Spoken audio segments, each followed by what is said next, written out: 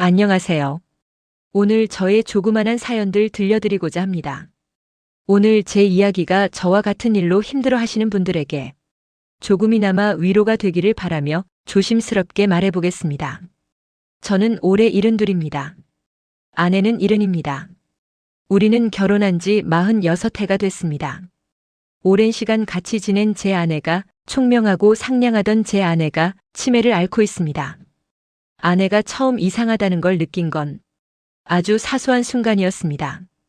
국을 끓이다가 소금을 2번 넣고도 왜 이렇게 싱겁지?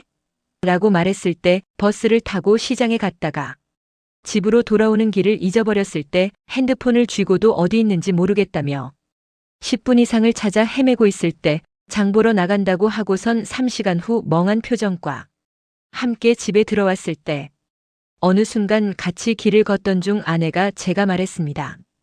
여보, 나 이 길이 왜 이렇게 낯설지? 그 말에 저는 웃으며 말했습니다. 나이가 들면 다 그래. 그때는 저는 그 말이 그렇게 무책임한 말인지 몰랐습니다. 그렇게 많은 징후가 있었음에도 수십 년을 같이 지낸 내 아내인데 내가 왜 그렇게 무심했을까? 정말 그 순간을 아직도 후회되고 제 자신이 원망스럽습니다. 그 후 몇 달 뒤 건강검진을 위해 찾은 병원, 아내와 상담을 진행한 의사 선생님이 한 말. 알츠하이머 초기입니다. 아내는 고개를 끄덕이며 담담하게 말했습니다. 아, 그래서 요즘 자꾸 깜빡했구나. 그 모질이는 이미 짐작을 했다는 듯 아무 말 없이 고개를 끄덕이더군요. 그날 집에 돌아와 아내는 평소처럼 저녁을 차렸고 저는 평소처럼 밥을 먹었습니다. 그런데 숟가락이 자꾸 떨렸습니다. 음식 맛이 하나도 느껴지지 않았습니다. 그날 밤 아내는 잠들었고 저는 거실에 혼자 앉아 불도 켜지 않은 채 한참을 울었습니다. 난 뭘 하고 있었나? 아내는 분명 혼자 알고 있었을 텐데 그걸 알고도 저한테 숨기며 지낸 몇 달간이 얼마나 힘들었을지를 생각하며 숨죽여 울었습니다. 아내의 치매는 아주 천천히 그러나 확실하게 우리 일상을 바꿔놓았습니다. 아내는 점점 같은 질문을 반복했고 같은 이야기를 하루에도 수십 번 했습니다. 여보, 오늘 무슨 요일이야? 여보, 우리 애는 어디 있지? 여보, 나는 왜 자꾸 기억이 안 날까? 처음에는 다 대답해 주었습니다. 괜찮다고 걱정 말라고. 하지만 솔직히 말하면 힘들었습니다. 몸이 아니라 마음이 먼저 지쳤습니다. 아내는 어느 날부터 저를 남편으로 알아보지 못했습니다. 아저씨, 혹시 우리 남편 못 보셨어요? 그 말을 들었을 때 가슴이 철렁 내려앉았습니다. 서운함보다 슬픔이 먼저 밀려왔습니다. 그래도 저는 웃으며 말했습니다. 내가 남편이야. 아내는 한참을 제 얼굴을 들여다보다가 조심스럽게 웃으며 말했습니다. 그래요? 그럼 잘 부탁해요. 그날 밤 저는 화장실에서 소리 내지 않고 울었습니다. 아내가 놀랄까봐 수건으로 입을 막고 울었습니다. 치매 아내를 돌보는 일은 생각보다 훨씬 고됩니다. 아내는 밤과 낮이 자주 바뀌고 새벽 2시에도 집에 가야 해라며 일어나려고 합니다. 그럴 때마다 저는 옷을 입혀주고 손을 잡고 조금만 더 쉬었다 가자고 말합니다. 아내는 때로 짜증을 내고 아이처럼 울기도 합니다. 그럴 때면 제 속에서도 화가 올라옵니다. 솔직히 고백하자면 가끔은 왜 나만 이 고생을 해야 하나 라는 생각도 듭니다. 그럴 때마다 저는 스스로를 나무랍니다. 아내는 기억은 잃어가지만 습관은 남아있습니다. 제가 아침에 일어나면 아내는 제 셔츠를 만지며 말합니다. 이 옷 당신 거지? 제가 대답합니다. 응, 내가 입는 거야. 아내는 그 말에 안심한 듯 옷을 정리해 줍니다. 그 모습이 너무 고맙고 너무 아픕니다. 아내는 하루에도 몇 번씩 같은 질문을 합니다. 우리는 결혼했어? 나는 당신을 사랑했어?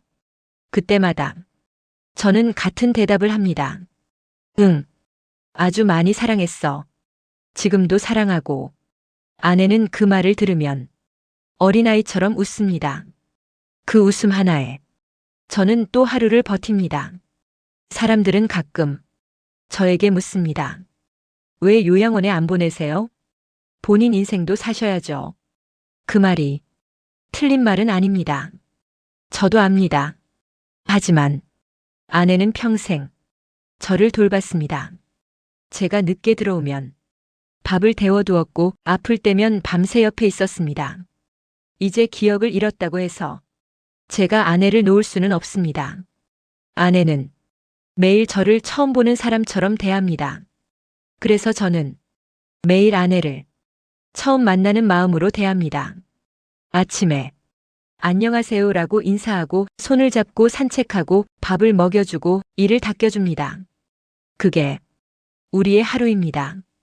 가끔은 정말 지칠 때도 있습니다. 그럴 때면 아내가 잠든 얼굴을 봅니다. 그 얼굴은 여전히 제가 처음 사랑했던 그 얼굴입니다. 주름이 늘고 머리가 휘어졌지만 그 안에 있는 사람은 제가 평생 사랑한 그 여자입니다. 이 사연을 쓰는 지금도 아내는 제 옆에서 잠들어 있습니다. 조용히 숨 쉬는 소리를 들으며 저는 생각합니다. 기억이 없어도 사랑은 남는다는 걸. 그리고 저는 내일도 아내를 다시 사랑할 준비가 되어 있습니다. 슬픔은 어느 한순간 찾아왔습니다. 아내가 저를 완전히 모르게 된 날이 있습니다. 그날을 저는 아직도 또렷하게 기억합니다. 아이러니하게도 제가 가장 또렷하게 기억하는 날이 아내에게는 저에 대한 모든 기억이 사라진 날이었습니다. 그날 아침 아내는 눈을 뜨자마자 제 손을 뿌리치며 말했습니다. 아저씨 누구세요? 그 말이 전처럼 가슴을 철렁 내려앉게 하지는 않았습니다. 이미 여러 번 겪은 일이었으니까요. 하지만 그날은 달랐습니다. 제가 웃으며 말했습니다. 여보 나야. 당신 남편. 아내는 고개를 세차게 저었습니다. 그리고는 조금 겁먹은 눈으로 말했습니다. 아니에요. 제 남편은 저를 이렇게 보지 않았어요. 그 말을 듣는 순간 저는 아무 말도 할 수 없었습니다. 아내가 기억하는 남편 속에 저는 지금의 제가 아니었던 겁니다. 그날 하루 종일 아내는 저를 경계했습니다.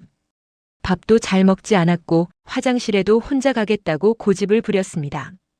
제가 따라가면 왜 따라와요? 라며 목소리를 높였습니다.